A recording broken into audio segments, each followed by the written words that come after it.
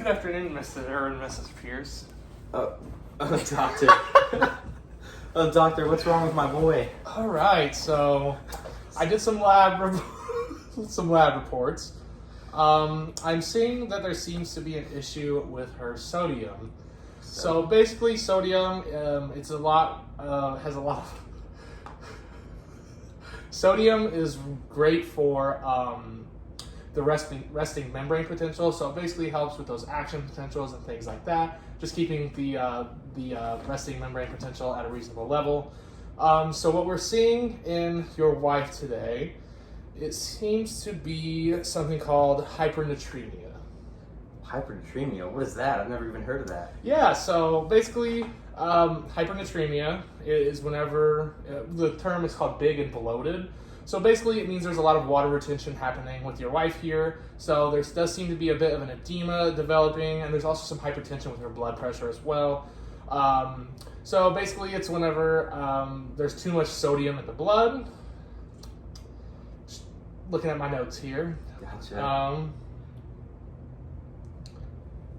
But yeah, so it just seems that seems to be a bit of an edema developing. I'm glad you brought her in when you did, so that way we can catch that.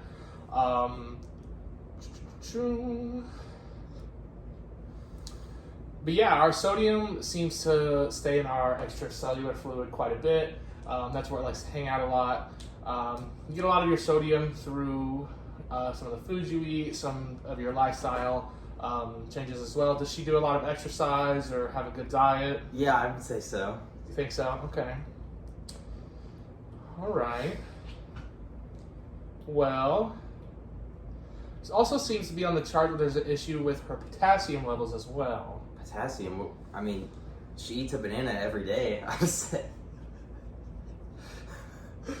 Is that not enough? Yeah, well, it does depend on the person. For her, it seems like we are seeing some hypokalemia. And that is? So basically, essentially what that is, it rarely does result from a dietary deficiency. So it's not anything that has to do with what she's consuming. But actually what we see it from is a lot of sweating, chronic vomiting, diarrhea, excessive laxative use. I know you did say before you came in that she was having a bit of a bowel obstruction and she was taking Miralax. That's correct? Yeah, it got everywhere. Well, that would also explain the diarrhea and the chronic vomiting. So basically it means that her nerve and muscle cells are just a little bit less excitable.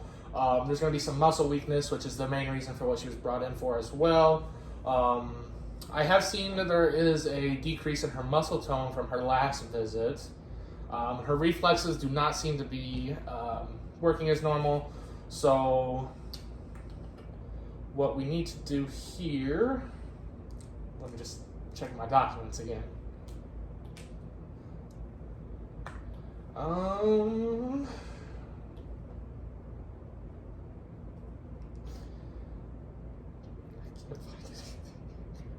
Looks like she just might die. I don't know. Oh no. Don't say that, doctor. But yeah, I'll have the doctor in to come do some extra tests, see if he has any prescriptions or anything that are going to be necessary for that. This is the most dangerous of the electrolytes to have. That's not good. No, but just have a positive outlook, and hopefully we'll get something going for that. Some prayers, yeah.